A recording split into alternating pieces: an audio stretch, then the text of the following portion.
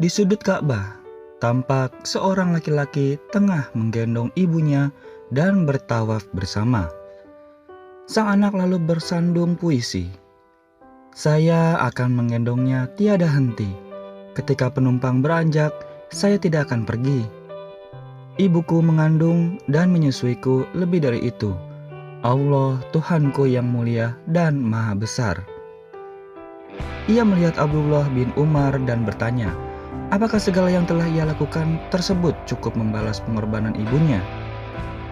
Tidak sedikit pun, jawab Ibnu Umar. Kasih sayang ibu tak terhingga, kebaikan yang telah ia curahkan kepada anak-anaknya tak akan pernah terhitung. Cinta kasih ibu laksana mentari menyinari dunia, terus berbagi cahaya untuk alam semesta tanpa pamrih. Sekalipun ia dipenuhi dengan panas yang membara. Seorang ibu mengandung anak dengan segala kelelahan dan resiko yang ada, bersusah payah melahirkan lalu membesarkannya. Karena itu, Allah Subhanahu wa Ta'ala memerintahkan agar manusia mengingat pengorbanan tersebut. Ibunya mengandungnya dengan susah payah dan melahirkannya dengan susah payah. Bagi generasi salaf, penghormatan atas jerih payah mereka tekankan. Mereka menempuh bermacam cara untuk menunjukkan bakti terhadap ibundanya. Muhammad bin Al-Munakkar misalnya, ia sengaja meletakkan kedua pipinya di tanah. Hal ini bertujuan agar dijadikan sebagai pijakan melangkah ibunya. Selain itu, Ali bin Al-Husain tak ingin makan satu meja dengan ibundanya. Alasannya, ia takut bila merebut menu yang diinginkan ibunya. Ada lagi Usamah yang pernah memanjat pohon kurma, lalu mengepasnya dan menyuapi ibunya. Mengapa ia melakukan hal itu? Ia menjawab, "Ibuku memintanya.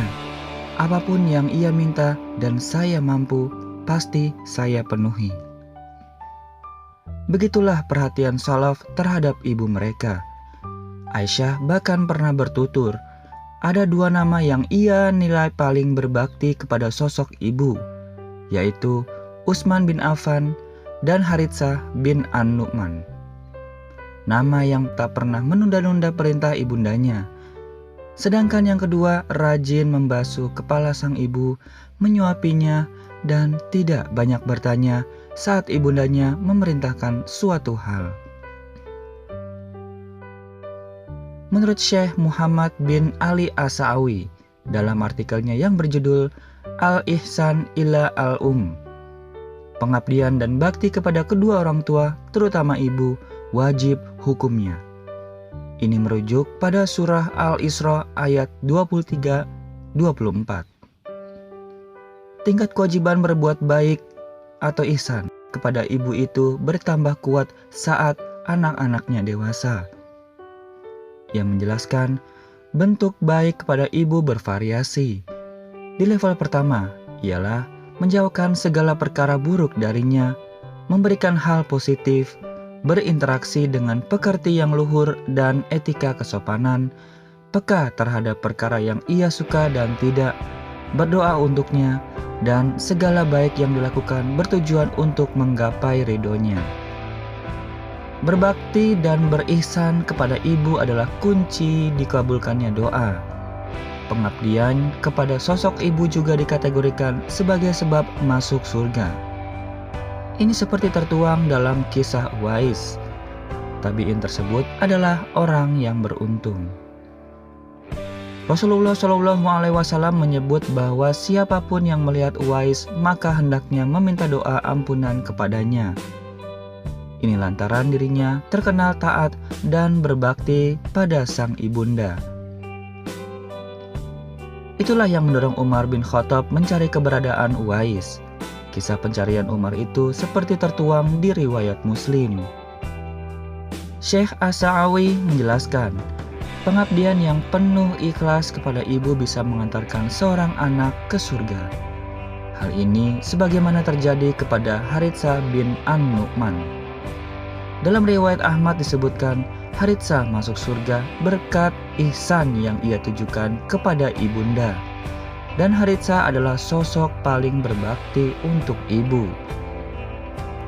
Sebaliknya, mereka yang durhaka kepada kedua orang tua, khususnya ibu, akan mendapatkan ganjaran yang setimpal. Sanksi yang akan diterima bukan hanya di akhirat, akan tetapi ia akan menerima akibat ulahnya itu di dunia. Seperti ditegaskan dalam riwayat Muslim, setiap perbuatan dosa, Allah akan menunda siksaannya kapanpun ia berkehendak hingga kiamat. Kecuali durhaka kepada kedua orang tua, Allah akan mempercepat siksa bagi pelakunya di kehidupan dunia sebelum mati. Ini mengingat durhaka sebagaimana riwayat Bukhari, termasuk pelanggaran berat, dosa besar. Imam Syafi'i pernah bertutur dalam syairnya, "Tunduk dan carilah ridho ibumu, karena mendurhakainya termasuk dosa besar."